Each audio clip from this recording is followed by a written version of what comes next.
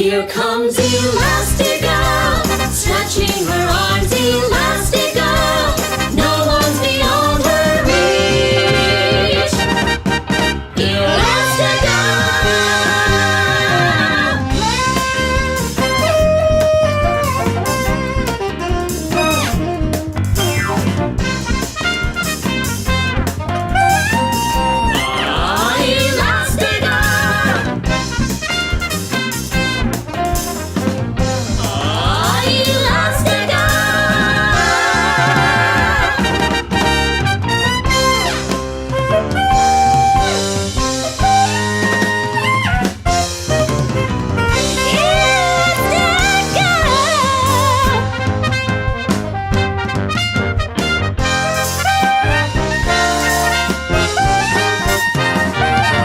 Here comes Elastigirl, stretching her arms, Elastigirl.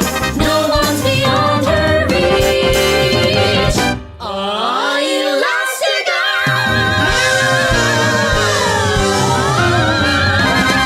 Elastigirl! Hey everybody, welcome to Goose's Disney Pod. We're almost up to present day. We're in 2018, Incredibles 2, summer of 2018. And I'm here with Scott Chaplain. How's it going, buddy? It's going, man. How are you? I'm hanging in there. I'm just doing my thing. Getting over the Elimination Chamber. Scott has a wrestling podcast that just launched on adfreeshows.com, and I recommend everyone go give it a listen. Yeah, but isn't it kind of a good thing what happened at Elimination Chamber? Like, don't you kind of just hope they do Bad Bunny versus Miz for the title? I know they're not going to. They're not going to. It'll be a tag match. I want Bad Bunny to get the David Arquette push. Yeah, it's earned. Yes. Wrestling fans are mature enough to now know that David Arquette was right in what he did. Yes. You know what? I there's a lot worse world champions out there than David Arquette. If you look For back. sure, dude. Yeah. Like, people shit on that, but like, he gave the money to families. I actually really I don't know if you ever saw the pay-per-view, but I thought his match at Slamboree 2000 was the best match on the show. It was a triple I don't H. remember the whole show. I do remember the match though, and it's not bad. Yeah. That match was not bad. It could have been a lot worse. So I got to give him credit. And I mean, I personally think Courtney Cox should have got the title for a little bit. Yeah, dude, fuck it. Pass it around to the whole cast, dude. Knowing what I know now, WCW should have Miss Hancock pin like Scott Steiner. And just been like, whatever, we're going out of business in a year. Why not? We got to do something. Hey, I want to ask you a quick question. I wanted to get your opinion on this. And I this was going to happen. Do you think Michael Che pitched like, let's have the 24/7 title change hands during Saturday Night Live? I would hope he did. Yeah, I would definitely hope he did. I don't know why it didn't happen. Even just they didn't even do a backstage thing, right, where someone took out a cell phone. No, like that would have been great. Like, imagine if R-Truth runs out during Weekend Update and just attacks Bad Bunny, and then Michael Che pins R-Truth, and then like Pete Davidson pins Michael Che, and then R-Truth pins Pete Davidson. Yeah, I don't know why businesses don't like doing business, though. I noticed that every time there's an interpromotional thing, it's underwhelming. It's never mentioned. It always kind of sucks. I feel like that's a Lauren thing, because I think he's still mad about Saturday Night's Main Event preempting him every now and then. Oh, I didn't know that was a thing. Well, although he was mad at the XFL. Do you remember the whole thing where the XFL game got cut off because J-Lo was hosting SNL? No. The XFL game was going long, and Lauren Michaels like fucking pitched a fit because I got J-Lo here. She can't wait, and they cut off the XFL game for J-Lo's SNL. Oh, there's real beef. I didn't know this. Yeah. Damn. So maybe he's like, I'm not having you guys like pin each other. But I really thought, because I was like, I said to my friend, if R-Truth shows up on SNL, they're going to cast him. They're going to put him on the cast. Oh, man, that depresses me, though. That's not like an all-around great idea, you know? What, R-Truth on the cast? Yeah. I know, but I just think he's so I don't know, funny. man. You said it like you kind of like it. Well, you find him funny? I find him pretty funny. R-Truth, Ron the Truth Killings. I know every comedian would have a Facebook status about how life is unfair if he did get cast. Oh, they'd be so mad. Yeah. At this point, I'm like, with the business, there's no rules. I just go like, there's no rules. Like, comedians are like, I gotta hustle. I'm like, what do you hustle for? What? Like, all the rules are out the window. Oh, everything is a big scramble. Yeah, man. Yeah. It's like we all took a big hit of acid, and everything is very clear. Yeah, it's like what none of this matters. Everything I did, Yeah, yep, exactly. It's everything I just did since 2003 okay. got fucking destroyed a year ago. What are we gonna do? You know? Yep. What do you think Scott. destroyed it? Oh, COVID and Oh, me. COVID. Yeah. Yeah. Well, you know what I'm saying? It's like because some comedians are like really depressed and acting crazy in the phone. I'm like, dude, it's like it's not even. How can you get upset? It's not even like your fault. It's not like you did anything, or the comedy clubs shut down because they thought you sucked. It was just like everything got shut down. It's like how can you even get? Yeah, everything's a shit show, dude. I do shows here and there, Mhm. and obviously I feel like I need to be doing way more, and I hate how little I am able to get up because of this. Mhm. But a big thing with me is I assume everybody else is getting up, and then you talk to everybody, and they're doing. Some are doing less than me, some are doing more than me, but it's not that much more. It's like nobody's doing a lot. Yeah, We're all nobody's kind of fucked. unless you're like a sociopath that doesn't give a shit about people dying and you found an indoor room and you're like, I don't give a Yeah, fuck. dude, it just sucks. Just sucks. Yeah, so it sucks. Scott, how long have you doing stand up? Dude, 11 years, 12 years, Oh something like wow. that. Okay. Yeah, I've been doing it since I was 17, going on 2000. Oh, I thought you 18. about said 2000. Like 2000, which since you were wow, you're pretty young if it's only So been like 12 years. no, maybe 12 or 13 years. Yeah, well, I just turned 30. Okay, So how many years is that? 18 and now I'm 30. that's What is 12, it? I think. 25 years? You've been doing it for 79 years. My God. Yeah. Yeah, I've been doing What it a got you while. into it, man? Oh, I just used to love it. I mean, I used to love Saturday Night Live as a Mhm. kid. That was like one of my AOL screen name was like SNL, and then the season that Mhm. I got the screen name and all that bullshit. And I loved In Living Color, and I loved Jim Carrey. Uh, I just loved everything that was funny. I liked old like our gang shorts, like the black and white shorts Those and are good, shit. yeah. What about Yeah, Abbott and Costello? Were you into yeah, I those loved guys? Abbott and Costello and the Three Stooges and stuff, and Laurel and Hardy I really loved. And then in high school I got really into like Chaplain, but that wasn't like holy shit my sense of humor. Mhm. I was always like an O&A fan in middle school and high school, and those were Yeah, kind of the those guys guys that were got great. me Well, really into it. I, Probably I Chris really wish Rock and I really wish O&A were still the O&A from 20 years ago because I don't know. yeah, I don't think it's possible, man. I don't And think it's possible. I think the holding on to it is kind of killing comedy Yeah. just as much as anything else is, you know. Oh yeah. Well, yeah. Well, that's a whole other conversation. You Living Color, man. Fucking, it's scary to me. Like I was talking to some new comic and they didn't even know what that was, Oh, that sucks. It's and I'm like, unbelievable. Jesus Christ. Well, In Living Color is still after my time in the sense that I shouldn't have been watching it. Like I watched Hmm. reruns of it on FX in grade Hmm. school. It would air at 4 p.m. on FX on the East Coast, and that was it. Though I don't think live episodes were happening. Well, even When when did it they was stop live, filming shit? Like 95? no, from 90 to 94 because it Okay, ended yeah, wow. as soon as he got Ace Ventura and The Mask. That show just ended because I think he was the only thing left keeping it Well, they going. had that fat white guy on it, Mm-hmm. The and fake Chris Farley. yeah, and then that was it. It just ended. Yeah, because I think it was just all the Wayans left, and it was literally just Jamie Foxx and Jim Carrey. Yeah, and just DJ Wayans. Yeah, it was the Wayans were DJs. Yeah, two fly girls. Yeah, they were two fly girls. Actually, it wasn't even a DJ. They had like a cassette tape, and Jim Carrey would just hit play and be like, "Hey, Yeah. here's some sketches." That show, though, man, I remember like when I was a kid, all the kids were like, "This blows away SNL. This blows. This is like so much better than SNL." Oh yeah.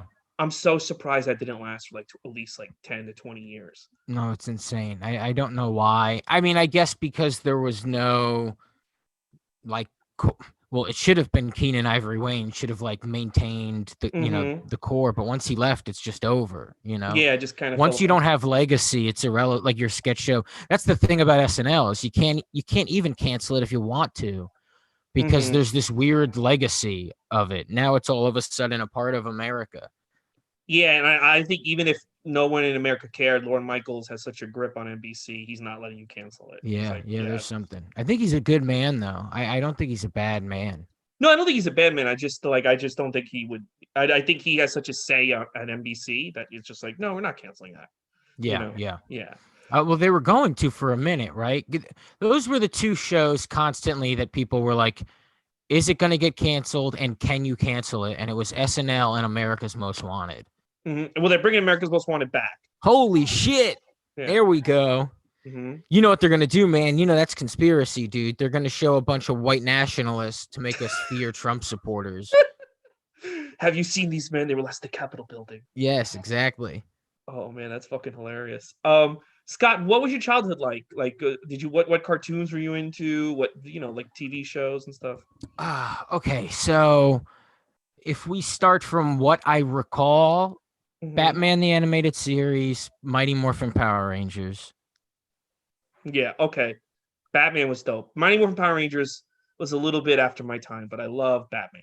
Okay, yeah, Batman the Animated Series was big. Jurassic Park was big. I know that's not a cartoon or whatever, but trust me, man, it felt like it. The toys made it feel like it was a part of something you sat and watched. Maybe we just did. I don't know.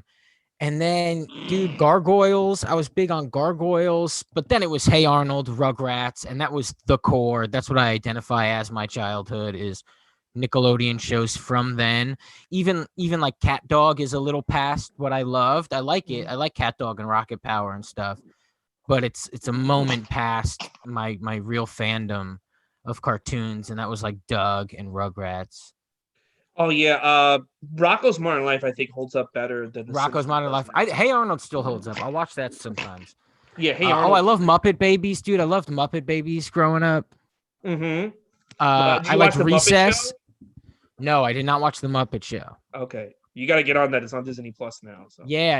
I mean, I think I got a DVD of it when Best Buy was popping. You know. Yeah, back in the days. Yeah, remember like 09, Best Buy was popping. So I think I bought a Muppet DVD a season or two. Yeah. But and the Muppet Babies, they don't re-air that at all. The cartoon, the original cartoon. No. They don't. It's like maybe there was some weird rights thing with that one because they have everything else on Disney Plus, all the movies and shit, but not that. Teenage Mutant Ninja Turtles, I watched. I don't know, man. Name a thing, and I'll tell you if I watched. Were you into any Disney films? Did your parents take you to see? Disney? Oh gosh, dude, Aladdin and Lion King were a big part of my world, and in rewatching Lion King and stuff, it still means a lot to me. Yeah, Lion King. That's so funny. That's a movie that like kids who were kids in the 90s, just like that movie's like the holy grail to them. Oh man, it's so damn good, dude. It's so good. And I loved Aladdin. I thought Aladdin was badass. Aladdin's I was saying Aladdin's like the stand-up comedian's Disney movie because you got Gilbert Gottfried and Robin Williams just fucking riffing the entire film. For sure. Yeah. Yeah. That other Robin Williams cartoon, Fern Gully, wasn't he in a thing like that or some shit? Yeah, was he in Fern Gully? He was in something where he was like a bat. Yes, he was in Fern. No one ever talks about that. I forgot it because I know he's also in Robots, which I've never seen. Yeah. Oh, I liked that dinosaur. What? We're back or some shit. You're the first person to ever say that on this podcast. I loved that as a kid. We're back. I remember that came out Thanksgiving '93. I remember because it was all over the newspaper. Yeah. Love that shit. And then around that time was also like Homeward Bound and stuff. I was a big fan of that. Yeah, Homeward Bound. But Jim Carrey movies, Chris Farley movies, Adam Sandler movies, those really consumed my childhood probably. But then Rugrats and Hey Arnold. Yeah, no, Jim Carrey was great. The Mask that year, dude. No one's had a better. And all those cartoons. They had They had a Dumb and Dumber cartoon too. Yeah, they did on CBS. That's right. Yeah. And they also had Ace Ventura. It was on different networks, ABC, and The Mask was on Fox. Yeah. Fox. Yeah. I liked the Fox shows, dude. There was that VR Troopers that wasn't bad. I don't know. That was good. That. Yeah. They always had like one hot chick on these shows. Like I can't remember the Kimberly was when I knew I was straight. Oh yeah. Yeah. I love Kimberly, dude. Dude, I thought I was the only one watching that show because I wasn't into it. Then I started watching it because Kimberly was so hot. I thought I was the only one. I'm like, am I a weirdo? This is like I'm 13 and all the kids in school one day just went off how hot Kimberly was. I was like, oh, thank God. I'm not, dude, the hottest. I'm not a pervert for watching. I don't know why. And Tommy is why I can respect some great hair. Yeah. Yeah, I learned a lot from that show. Dude, Tommy still is fucking loving the Power Rangers. He's a bad dude, yeah. I like that he's kind of embraced it. What else are you gonna do at this point? Yeah, I like it when people embrace. I hate it when people are like, I don't want to talk about that or don't ask me about that. I heard Biff does that at a stand-up show. You can't ask about Back to the Future. Well, and also he stays in shape and shit. Yeah. Well, So he's like a legit fighter now. He wanted to fight CM Punk. yeah, dude, CM and Punk. he's fucking ripped, right? He's got like a six pack and stuff. Yeah. So you can kind of call back the, oh yeah, I was Tommy in that, because you look cool. Like you look like you could be in a Marvel movie. So there is something like, oh, I'd actually like to see him fight a guy. That'd be pretty cool. Yeah. I don't know why did you hear he got kicked out of the Power Rangers movie premiere? No, why? They didn't recognize him. He's like, I'm Tommy from the fucking show, and they were like, whatever. And like he was supposed to be on the list, and it was a whole. And he finally he's like flipped out. He's like, I'm Tommy. I'm the Green Ranger, and they like just grabbed him. That is so fucked. I know, right? You know who's that guy who bought the Power Rangers, like, and then filmed the scenes in LA with the Saban. kids? Yeah, he did the Inspector Gadget's theme song. Oh, he did. Oh, okay. Yeah. Oh, wow. Inspector Gadget, that was another big one. Yeah, that was big, but that was before me. And you could tell in the drawing, like all that shit, Smurfs and stuff. I didn't really like Inspector Gadget. That was my time. I wasn't too into it. Yeah. Theme song was a banger. I love most theme songs from back then, man. Oh yeah, the 80s. Fucking I could listen to some of those songs. The Facts of Life theme song. Yeah, dude. Cheers. Even Seinfeld had a good theme song. Yeah. Yeah. Fucking great theme songs. Well, how about Pixar? Were you into Pixar growing up? Okay, so what's the first Pixar movie? Is it Toy Story? Okay, so I loved Toy Story. Toy Story. Then what was the next one? After Toy Story, we got fucking Bug's Life. I should know this. I've covered these. Bug's Life. I like the Bug's Life enough, but Ants came out around the same time, and it was all just the same to me. I didn't think either was too impressive. They were just movies I was seeing. Ants was the Woody Allen one, which is now in hindsight. Are you watching this documentary? I talked to Racine last night. He was watching the Woody Allen Mia Farrow documentary. No, I'm gonna watch it. But... Okay, it's so wild to me. This guy in '93 gets accused of molesting his 4-year-old daughter, and then DreamWorks is like, we're gonna launch our animation division. We're gonna start it with a kids movie starring Woody Allen. Like that to me is like, because he's the star of Ants, Woody Allen. Oh my gosh. That to me, if you look back, but like, dude, fucking things used to be wild before Me Too, and I don't know, it's just wild. Nobody gave a shit. It almost, you look back and you go, was that them threatening the accuser? Like, we'll make him even more famous. Shut up. Now we're gonna make kids like him. Fuck yeah. Your daughter's gonna know about this man. Jeez. It's like, hey, we're gonna launch our animation division. Should we start with Shrek? No. Let's make a bug movie with Woody Allen because. I did like Shrek. I respected Shrek. Shrek was good. I often wonder if Shrek would have been better if Chris Farley had lived. I just see Mike Myers in it. I know, so but much, it was originally written for him. Oh yeah. I've seen the little, the sketches and whatnot, and yeah. Now, are you into comic books? Are you into comic movies? No, I mean, I had a collection right after 9/11 because they all felt bad about 9/11 in comic books, remember? Yeah. And so I thought those were going to be valuable. So I bought all of them, and I still have them somewhere.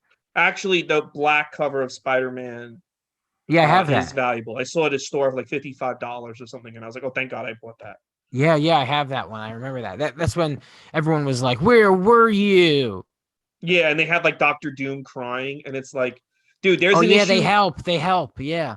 There's an issue of X-Force where Juggernaut runs into the twin. This is in 1991, where Juggernaut runs into the Twin Towers and knocks it down, and then just starts laughing, and they just like defeat Juggernaut, go about the day, and it's like, dude, like these comic books, like the Twin Towers fell every 3 seconds, and all of a sudden, like, and I get it, in the real world, it's a tragedy. But all of a sudden, now you're gonna have like the superheroes crying over it and the villains. Well, just don't have the bad guys crying over it. Yeah, it's like the bad guys have destroyed most of New York. Yeah, just don't bring them up right now. Yeah. But I love that. I had all the Captain America ones. Mm-hmm. Oh yeah, there was one where he like killed Osama bin Laden, he snapped his neck or something. Yeah, dude, he goes to Afghanistan or some shit. Yeah. So I collected then, and then I'd go to street fairs and I'd buy old comics there. Okay. So I have a few, but no. Okay, I don't know. For some reason, I guess because I don't mean to be a racist, but because you're buddies with Mike Lawrence, I was like, oh, you probably like comics too. But... oh no. I mean, he's different, man. When I do a Zoom with him, he's playing with action figures as I speak to him. Oh yeah, he brought out when I did The Incredibles 1 with him. He brought out action figures and stuff. Yeah.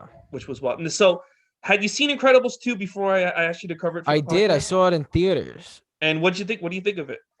So I was not into Incredibles 1, and I Mhm. had a few friends who thought the first Incredibles was the best Pixar movie or I don't agree with that at all. some lie like that. Mhm. Yeah, and I totally disagreed. I saw it. It felt like a movie that I had been watching, you know? Yeah. What And year did you that see was it. Incredibles 1? I'm curious. Probably like 2 years after it came out. So what would that be? 2006. Yeah, so probably 2000, no, honestly, probably 2000, 2007, 2008. Okay, yeah. See, at that point, when Incredibles came out in 2004, they really hadn't nailed superhero movies. But by the time you got to 2008, they already did Dark Knight and Iron Man. So it's kind of like Incredibles just felt like an old movie rather than like, oh my God, they've nailed superheroes. Like it aged really fast, Incredibles. Okay, that's why I was never crazy about it. Mm-hmm. But the second one I saw in theaters, I think I was in LA at the time, and that time period when you're in LA, it kind of feels more like the time period. Mm-hmm. You know, there's still you still like smell Manson in the air in some parts of LA. Yeah. No, I And hear you. yeah, so there was definitely a cool vibe. And I remember there's a few movies where I go, I'm seeing an advancement in some sort of technology.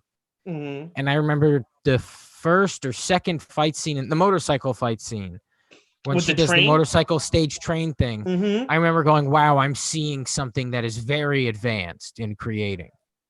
Yeah, that fight scene was very impressive. I kind of think it was smart to focus on Elastigirl this one because you can give her way more to do than Mr. Incredible. Or I think what's his name? Is that his name, Mr. Incredible? Yeah, I believe so. Okay, because that dude is just strong and just break shit. But with Elastigirl, like you can do like some real like chase scenes and spy shit and Yeah, and she all has a sorts big of things. ass, and Dude, that's popular. She's that's what I want to thick. talk about. So the first movie, I remember when the first movie came out, everyone was like, "There's some scenes of her ass and it looks hot." And I watched the Incredibles 1 commentary. He said he did that on purpose. But there's only like one or two scenes of her ass. Dude, in this movie, her ass is everywhere. Yeah. Every 3 seconds, you see her ass. Yeah, they know what they're doing, man. Yeah. And I think that's why they gave her a motorcycle, because that way they could show her constantly bent over. Yeah, they said we got to make the lady the star because that was when that was happening. Mm-hmm. And then the art people said, well, fine, but we're going to have her ass in every shot. Dude, I was like watching again this morning, and I first time I saw, I'm like, am I imagining things, or is there ass in a lot of shots? And I'm watching it today, and I'm like, yo, bro, they really were like, we need more shots of this woman's ass. They went crazy with it. Yeah, they did. They went pretty crazy. But you know what? Everyone on Twitter, have you ever looked up Twitter? People talking about Pixar women's asses. No. Okay, well somehow that always comes up in my feed. People love her ass. So you know what? Even women. So it's like, okay. Respect. So if you haven't seen Incredibles 2, it picks up right after Incredibles 1. They get in trouble for trying to fight the Underminer. Then this new guy shows up. He's played by Bob Odenkirk, I believe. Yeah, he's great. He's great. You think he's the villain, but it's a big twist. He hires Elastigirl as a campaign to get superheroes legalized. Mr. Incredible becomes a stay-at-home dad. I got to be honest. I thought the scenes with him at home kind of dragged. I wanted more action. He's kind of like just sitting at home with the kids. What do you think of the scenes of him with the kids? It made the whole movie feel like an episode of a show, which I Yes. liked. I liked that. I Oh, liked you the did? Okay. episode of the show. I liked the episode of the show, Mhm. but it didn't feel much like a big picture. It felt like an event of, oh, we're gonna get these weekly. Yeah, exactly. Yeah, it did. But they do because the first movie you weren't sure what year it took place, but this movie they confirm it's in the 60s. They're watching Johnny Quest. They're watching Outer Limits. They go to see Dementia 13, which is Francis Ford Coppola's first film. But we Who find is out that for? Like, who is that for? These references. I think that's to confirm. There's a theory that all the Pixar films are happening in the same universe, and the technology that the guy creates in the first movie with the robot. Remember that killer robot who's like going after them? Yeah. That technology seeps into the toys, and that's why the toys are alive in Toy Story 1, 2, and 3, and all those. Interesting. So that's the theory that, and I almost feel like they made sure to say, this is definitely the 60s. So even though there's a lot of technology that wasn't around the 60s, to say to us like, oh yeah, this is now you can conceivably connect these movies to the Toy Story films that take place in the 90s. It's kind of cute. Yeah. So, but there's a screenslaver. She has a battle. I thought she has a great fight scene with a pizza delivery guy who they think is a screenslaver. She finds out it's the guy's sister, who she kind of had a flirty relationship the whole movie. Have you noticed? Like those two were kind of like they were gonna get it on. Yeah. It's hard with her, man. Yeah, they were drinking and shit together. It was like, this is a kind of Who's your sophisticated. favorite Incredible? Oh, Elastigirl with the butt. I'm sorry. Really? Yeah, who's your favorite Incredible? I think the baby's the most impressive. And I don't know, man. I got like genuine laughs from the baby when I saw it. I thought it was cute when you saw all of the things he did. And Oh, yeah. Well, I love the baby in the first movie because when his powers manifest, it's almost at the perfect moment of the film because the villain thinks he got away with it. And then the baby's powers are so insane that it almost like it makes the film complete when the baby. You remember the end of the first Incredible? I think I remember it. So Jason Lee's character, Synergy or I forget, Syndrome or whatever, they think they defeat him. They come home. He has the baby. He's like, you're never gonna fucking see. He doesn't say fucking. I wish he did. You're never gonna see this fucking baby again. And he's flying off into the air. And all of a sudden, the baby becomes this fucking monster, starts exploding, and the baby basically kills him. And then the baby falls to the ground, and everyone, the family gets him, and they're like, "Good job, baby!" And like it's real. The baby basically kills the villain. Oh, wow. Okay. Yeah, Yeah. I half remember this. Yeah. So that to me, but you're right. The baby's powers are really cool. Yeah, he's growing. He's uncontrollable. Yeah. Yeah, the baby's power was really cool. I don't like the little boy character, Dash. No, didn't do it for me in this movie, and that irritated me because he should work, Yes. and it doesn't work. Well, I think sometimes with some powers they just don't know what to do. Like, I gotta admit, before the Flash show and the X-Men movies, I always thought the Flash Super Speed was a boring power. I'm like, how can there be 80 years of Flash comics? Like, what does he do? He just runs away from the problem every fucking issue. Yeah, speed isn't fun. Like visually to see, it wasn't for a long time. It is wasn't. now Then when they X-Men do the changed slow it. motion shit, and Mhm. that's next level. But before that, it was like the coolest thing you could do is city background, zebra, Great Wall of China, Yeah. back to city background, and it just sucked so. And that was like 2002. That was happening. Yeah, that was still happening for a while. So, and every time like I was watching the old Flash show, not the new one, but every time like and a guy would just sneak up behind Flash and punch him in the head, and I'm like, really? He couldn't just move his head? He has super speed. Like, Yeah, very irritating. what the fuck? But yeah, I mean, I thought he was kind of lame. I like the whole family, and I like Frozone. You gotta love Samuel L. Jackson. Yeah, big fan of that character. But I gotta admit, this movie, she became my favorite because she just was just like a perverted like thing going on for me. I have to admit, I'm not. Oh yeah, man, speak your truth. Yeah, I'm not like gonna be fucking. Oh, because she was such a strong character. It was like the constant ass shots. I was like, all right, this is like not that bad. Did you see the short film before it? Yes, it's on the Blu-ray. I forgot what it was because I didn't want. I watched it on Disney Plus. It's the dumplings one, right? Yes, that's a great one. So what is that? What does it mean? I like the jazzy. I like Pixar to be jazzy.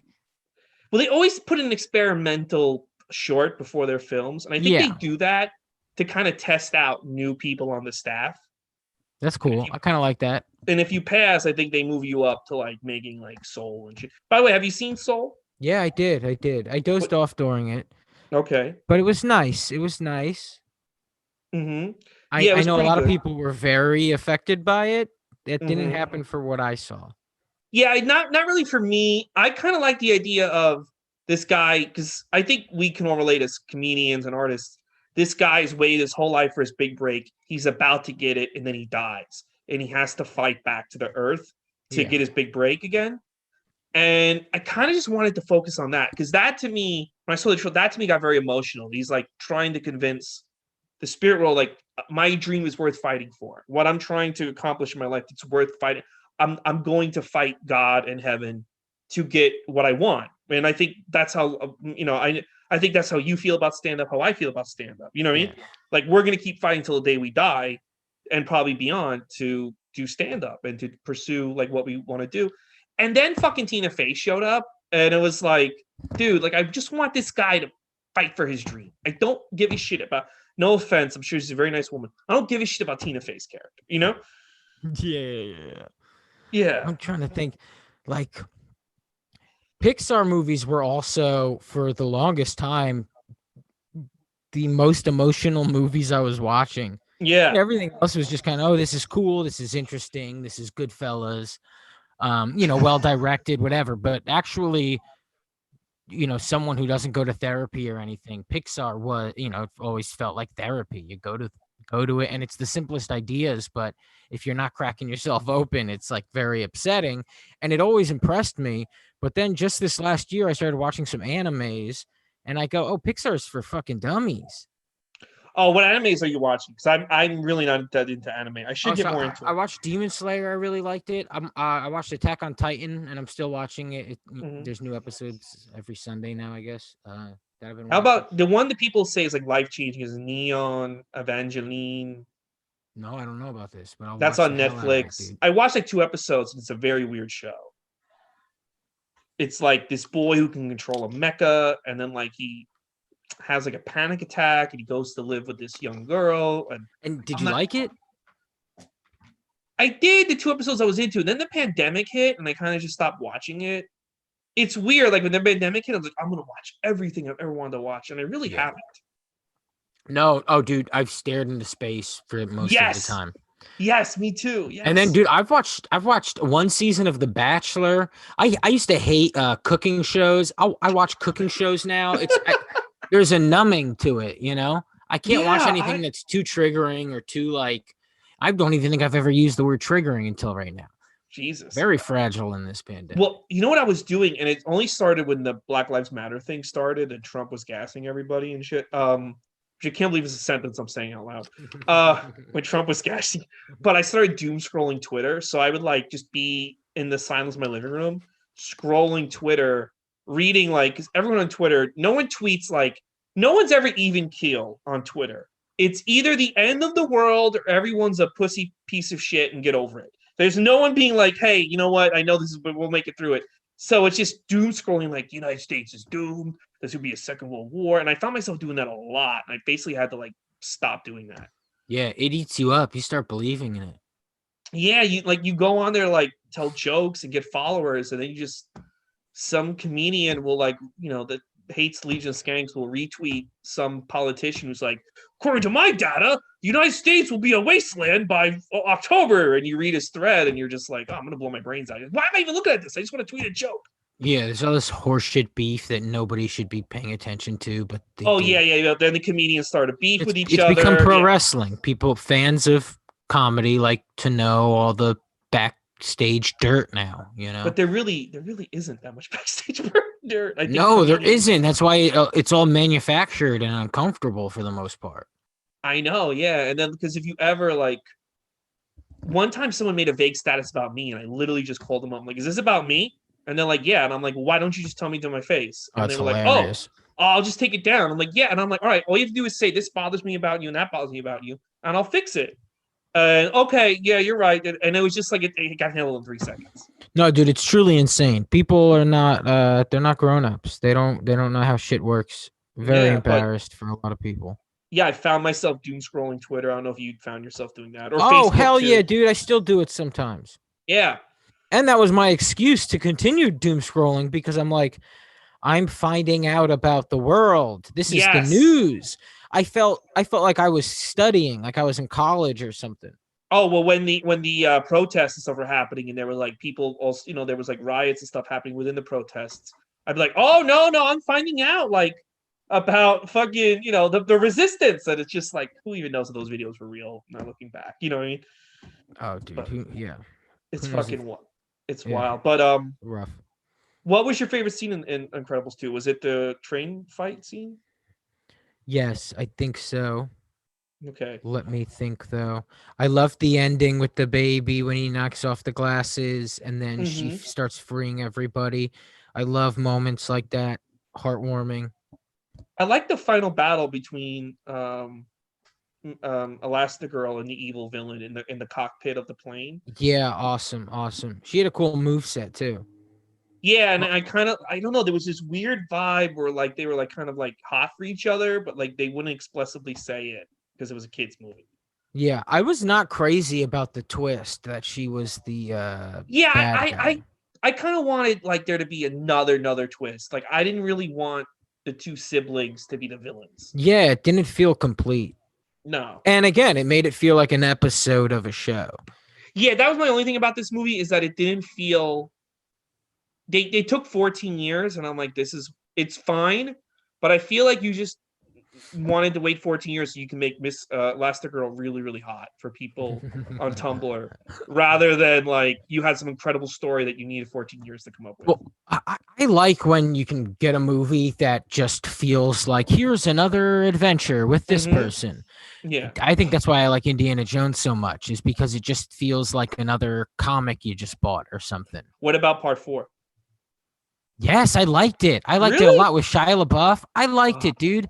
If you watch it like it's just again, maybe I'll watch another it adventure with Indiana Jones. It's like it's sweet. It's cool to see. It's cool. Sometimes I feel like a lot of movies they get damaged by hype and what's going on when they come out. So like there's somewhere I think that you go into the theaters and it's the summer and you're like hyped and you sit down and watch and you're like this fucking sucked, but then you watch it years later with no expectations. And you're like, oh, that actually wasn't that bad. Yeah, it's fine. Yeah. The shittiness is Spielberg kind of does a thing with his movies then and since then, where even if they're live action, they look like that technology that he used in that fucking Key movie or whatever. Yeah, well, I like remember the lighting is weird. Indiana Jones, the lighting is very off in part 4 because it all looks like sets. It doesn't. Feel yes, like it looks like a cartoon kind of. Yes, and then when Shia LaBeouf's swinging with from the branches, that looked really looks like very bad. Yes. Yeah, and so there were a lot of scenes like that did not fucking match up. So I wasn't a fan of that. What about Indiana Jones? My favorite one is the third one. I loved the third one. Yeah. But I think the first one is my favorite. See, I didn't see the first one until that was the last one I saw. So I saw the second one, the third one, and then the first one years Dude, after. big Goonies fan, but big Three Ninjas fan. Never seen Three Ninjas. Dude, so good. That's the one with Hulk Hogan. I know he was in like part 3. That one's no good. The first one is the one, dude. And it's every time I describe it, I'm like, it's Ninja Turtles meets Home Alone. And then if you look at the movie poster, that's the pitch. That's the sell. Ninja Turtles meets Home Alone. Yeah. That's fucking hilarious. Badass. So fun. That's and then so there were 3. So the second one also stinks. Yeah, they all suck besides the first one. I think they might have been more even after that. Oh, I like the Ernest movies. Loved Ernest. Scared Stupid was my favorite. What about this one? I always wanted to see Surf Ninjas with Rob Schneider. No, my buddy was a huge Surf Ninjas fan, and I think like his password to a lot of his shit was like Surf Ninjas something or other. He loved that, but no, I don't even know what that is. Oh, it's Rob Schneider, Leslie Nielsen. I don't know. It kind of reminded me of Three Ninjas, Surf Ninjas. Oh, okay. But I've never Bebe's seen Kids. Did you ever see Bebe's Kids? I watched a little bit of it. I heard it's like is it really one of the worst movies ever made, or is it good? I loved it as a kid. I don't know why. I was a big fan of it. Bebe's Kids. What about American Tail? You ever seen that? American Tail. Oh, is that with the mouse? Yes. 5. Yeah, I like that. I liked it enough. Yeah. That one was a big hit when I was a kid, and everybody forgot about it. Like people don't. Yeah, I wasn't too into it. I'm trying to think, man. Batman Begins was a big one. Oh yeah, I saw that. No, not Batman Begins. Batman. Come on. Mask of the Phantasm. No. Batman Returns. Oh, have you watched that lately? No. Yeah, it sucks, right? I saw it a few years ago. It wasn't good. Dude, you got to rewatch it. Just rewatch it with Christopher Walken's character. He's like fucking so funny now. Him and especially the relationship between him and his son, because it reminds me so much of Trump and Eric Trump or Donald Trump Jr. I don't know which one, but it's such a funny movie. And I feel like whoever wrote that movie knew Trump, because there's a lot of things that Christopher Walken does in that movie that we've seen Trump do in interviews now, but we never saw him do that in 92. Yeah, wow. Like What it's you saw really what's good. going viral this week with Michelle Pfeiffer, one take whipping all the heads off of Oh the yeah, mannequins as Catwoman. Yeah. she's good too, dude. I know they're bringing back Michael Keaton for the Flash movie as Oh, that's Batman. badass. They Okay. should bring her back, man, and have her be Catwoman again. Like, Dude, she ruled. I that Catwoman character was to me, and this is a little boy talking, prime fucking demographic for it when it came out. She was just as big of a deal as Batman was when that came out. I loved the outfit. It all worked. It all oh, looked the really outfit, cool. her confidence, her set, yeah, Yeah. it all worked. The Shit. backstory. I like how she like kind of took initiative and fought for herself. You know, like when Captain Marvel came out, they were acting like there's never been a woman lead of a film ever before. Like Brie Larson Yeah, yeah. basically threw herself parade, and I'm like, dude, fucking Michelle Pfeiffer was killing it. Even Helen Slater in Supergirl, that movie's pretty unwatchable, but like, there's a ton of great female performances in superhero movies. You know? Yeah, I agree. Yeah, man. But and look at Elastigirl, Killed it. killed it. Uh, it is nice also that the coach still working, Craig T. Nelson. Wait, who is this? The Craig T. Nelson does the voice of Mr. Incredible. Oh, wait, he's the guy from that show. Yeah, Coach. Remember Coach? No, dude, let me look this guy up because I think this He is was a also in show. Poltergeist. He's the Dan in Poltergeist. Look him up. Poltergeist used to scare the shit out of me. Dude, that movie show. scares me in real life because of how everyone died. You ever really look into how all those people died? Craig T. Nelson. Wait, who died? The little girl died in Poltergeist. His sister died. No, I didn't know this. Oh, dude, the little girl. That was like the first time I knew about death because like she was like my age when she died. Well, yeah, she would have been my age now. She would have been yeah, but she fucking. I heard some weird rumors from who's the guy in LA? I did a show at the store, Sam Tripoli. Yeah, yeah. Sam Tripoli put out. I'll tell you the official story, then I'll give you a vague Sam Tripoli the rumor he put out. No, he linked to it. He goes, "This is definitely true." I love Sam, but he puts out all these crazy theories. But the story was she had a stomach ache. They found some weird toxins in her stomach, and she died. Right? Oh yeah, I think I heard about this actually. Yeah. The story that Sam Tripoli linked on Twitter that I followed was that Steven Spielberg gave her to some executive to fuck, and the executive gave her drugs and then put a sex toy in her ass, and the sex toy got her into toxic shock, and then she died. Jesus, and can they confirm this? No, but you know, How it's can on. you I just think say a thing like Sam that? Tripoli put it on Twitter, so Holy hell! yeah, that's a kind of a crazy story. And then the sister, the older sister, this was pretty much verified because the guy got arrested. Her boyfriend, she broke up with her boyfriend, and he like came back with a gun and just shot her. Oh, that is insane. Yeah, so a Oh lot of people have no. died from that movie. And then the old lady from Poltergeist 2 died, and the Indian died, and it's very, very weird. It's very, very weird, that movie. That movie gives me a weird feeling just because of how the cast has died. Isn't the Wizard of Oz kind of like that? Yeah, didn't all the Munchkins die? Yeah, like a munchkin hung himself, and then didn't the Tin Man suffocate, or he had an allergic reaction? The original I know Tin he had an allergic Man. reaction, but he didn't die from it. Did the witch die? She got stuck in the thing, or No, the witch this is all lived. made up? I think the witch even was on Mr. Rogers when I was a kid, being interviewed about it. It is interesting that we always look for these crazy things that happened on the set of Wizard of Oz, but the obvious truth is just right in front of us that Judy Garland was being overworked and being, told what to eat, and we're all like, I don't know, man. I think there's a midget in the background, and it's like, what about this starving little girl in front of us? I think also executives would pull out their dicks to her, and I think she had to do some tricks and shit. Oh, her life was hell, dude. They put things in her nose to make her nose like pointier and tighter and stuff, and yeah. Dude, I've been reading, so I would stop doom scrolling Twitter. I started doing this project called 100 Years, 100 Books. So I'm starting from 1921 and I'm going to 2020. I'm reading one book a year, and I'm reading about like the Lower East Side in the 1900s and Harlem in the 1920s, and the shit that used to happen to people. Like kids used to get decapitated by horses, and people just went to work the next day. And, Jesus. yeah, and like fucking just the amount of there would be gang rapes on the streets of fucking like on the Bowery, just like in alleyways and stuff, and the cops let it happen but meanwhile they would like chase kids, would beat kids over the head if they were playing in the street. like the amount of shit that people went through back in the day, and they're like, you know what? I know things suck now, but at least you're not just gonna get gang raped in the Bowery. Someone's gonna put it on It was Twitter. an absolute mess. Yeah. Yeah. There's a reason that we don't know the generation before our grandparents. Yeah. Yeah. And there's nothing to say about them. You asked your grandparents about their parents. They can't describe them. They were just stone people, just broken by the Yeah, world. no, you're 100% correct. And well, I don't even know my grandfather. He got shot dead in the street, so I don't even know that guy. My God, insane. Yeah. I don't even know. Apparently, he was a horrible person, and he got into a thing with criminals, and they shot him. I didn't know that.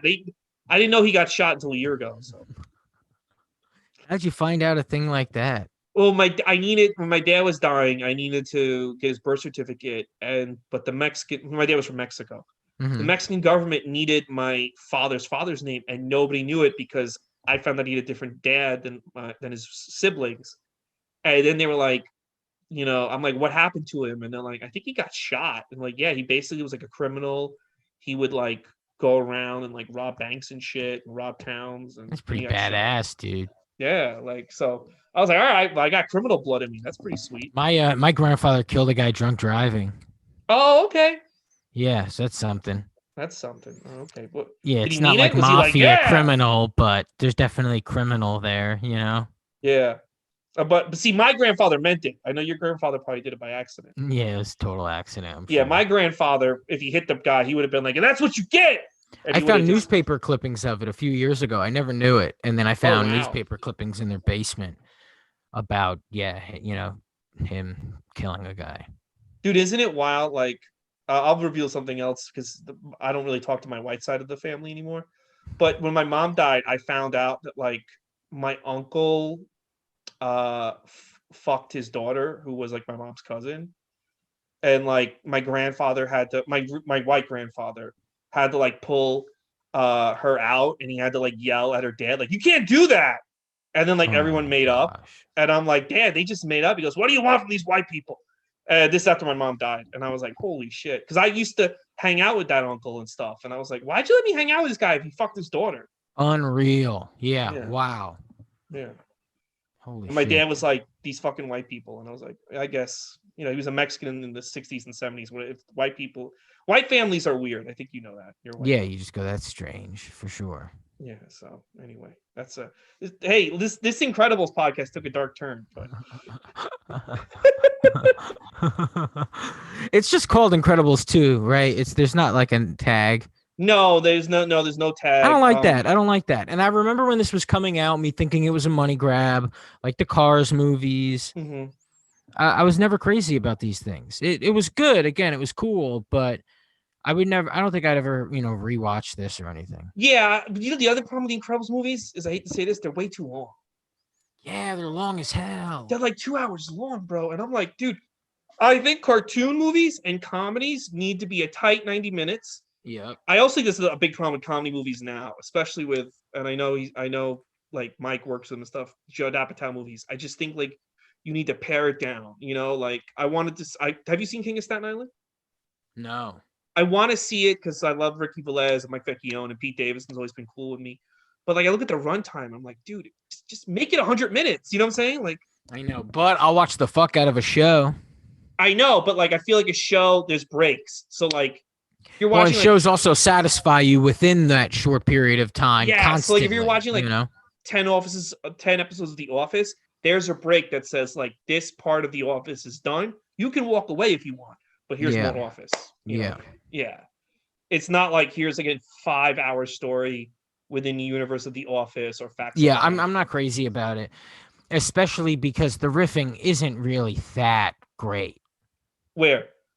In these Judd Apatow movies. Oh, yes. They stretch because they like to feel the moment.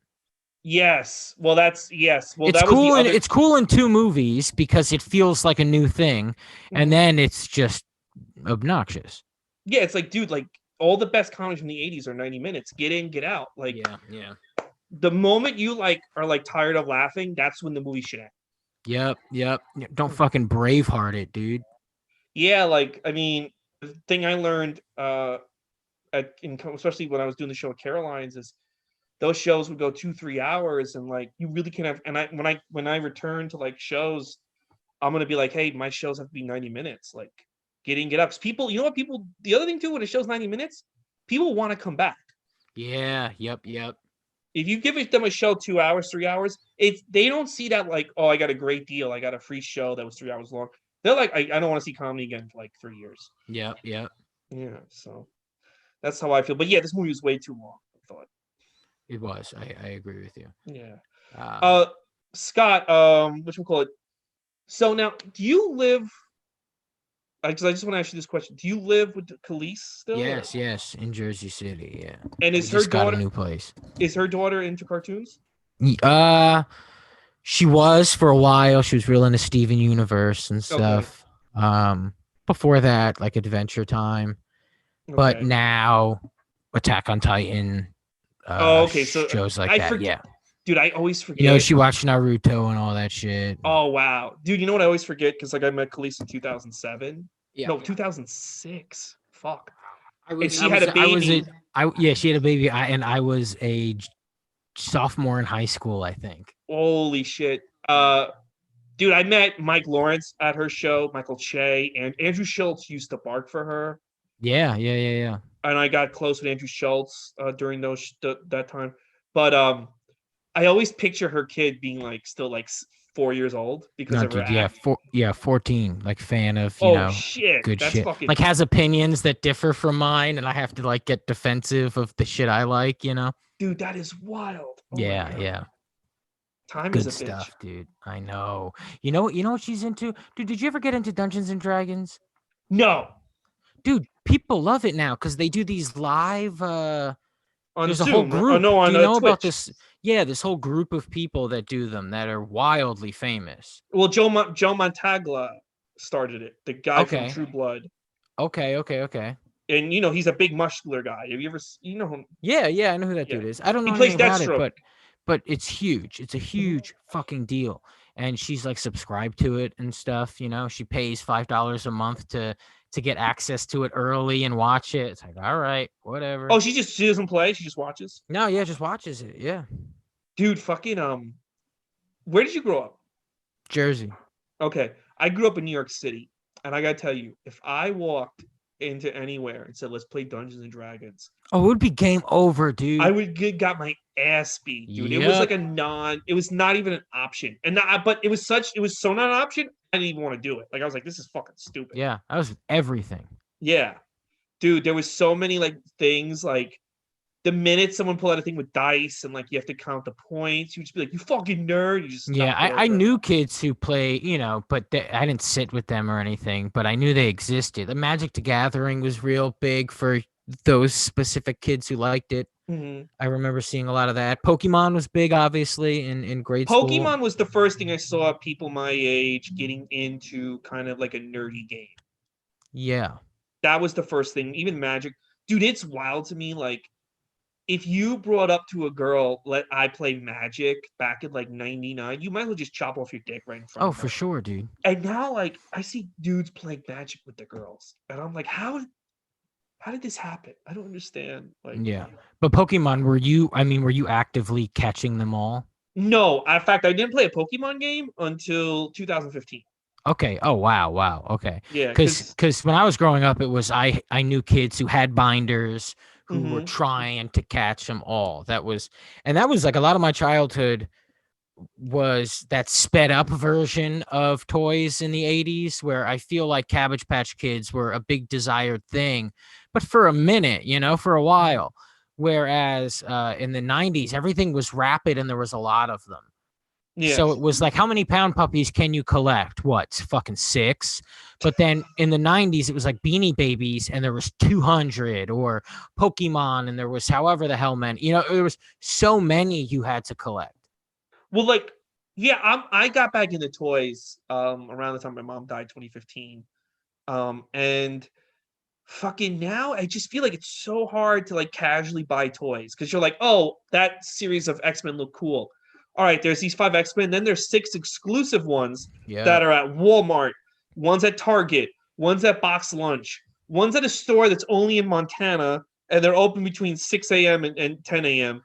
And it's like, dude, why can't I just have access to these toys and buy them and go home? Well, I tried to do that with AEW's action figures. So the first series came out, and that was the first time I ever went on that BrickSeek website where you can look up like the barcode thing and find out where they're shipped to and all that shit. And it took me 2 weeks, which isn't the longest time. I know it takes a lot of people more, but I was doing it every day for 2 weeks and really giving a shit, going to Walmart's looking for these fucking things. And then finally I saw a lady putting them out. And so I grabbed them and I got all of them of the first series. Then the second series came out immediately after. And I already I'm over all of it. The moment I got them, I was like, should I even open them? Okay, I'll open them. Then I opened them. I'm like, where am I going to put them? And I even got the ring. I got the Ringside Collectibles, like exclusive ring with an action figure. And now I just have them. What the fuck? There's no purpose. No purpose.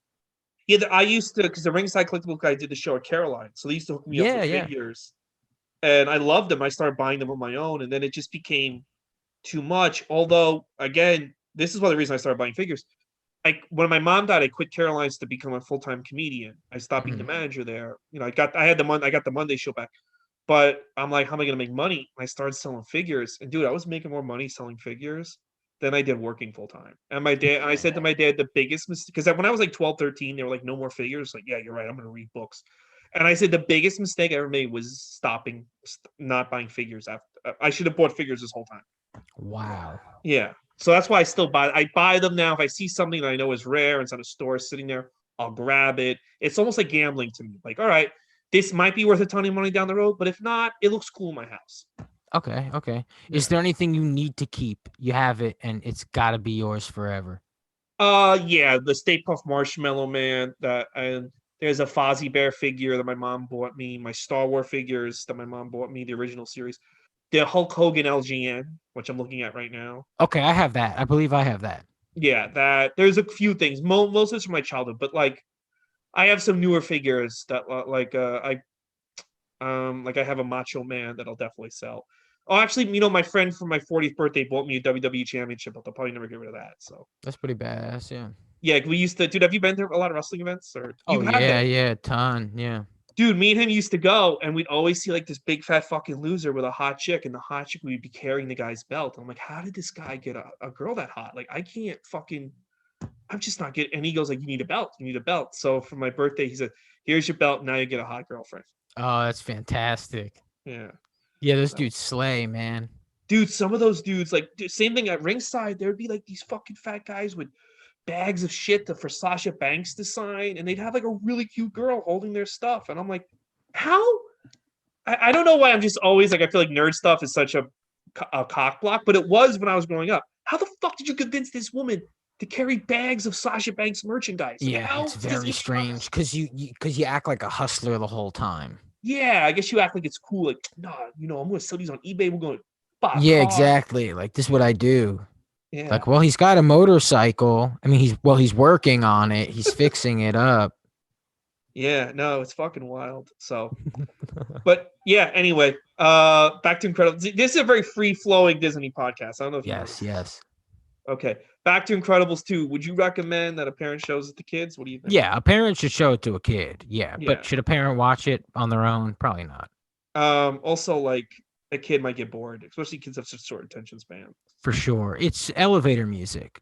Yeah, like Mike Cannon, he did Finding Dory with me. He said his kid loved it for like the first 10 minutes, then was like, oh, look at the ceiling for like next. Yeah. His kid is like 7 months, though. I mean, let's not hold Pixar to that standard. Well, I think Finding Dory is more because the colors. It's so much more colorful than Yeah, that's true.